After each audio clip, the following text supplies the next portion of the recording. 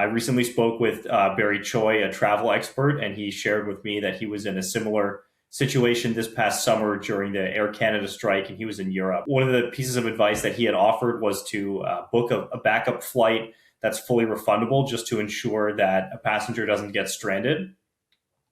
Beyond that, he recommended keeping a close eye on what the airline is communicating through their website or other channels, as well as keeping receipts for all extra expenses that someone might incur while they're away. He said the airline is really only required to get passengers back, and consumer rights doesn't really necessarily cover strikes.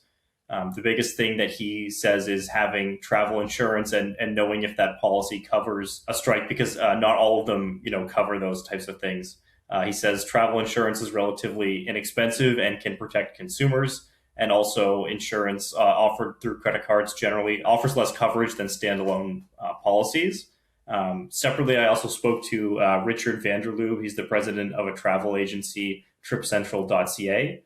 He says bookings through a travel agent can be helpful in situations like this, as their agent could do some of the legwork for passengers, which could include things like calling the airline, where sometimes their phone lines get busy with an influx of passengers with similar questions. He also says that booking things in a package can mean that people don't face the same risks as if they bought the flight separately.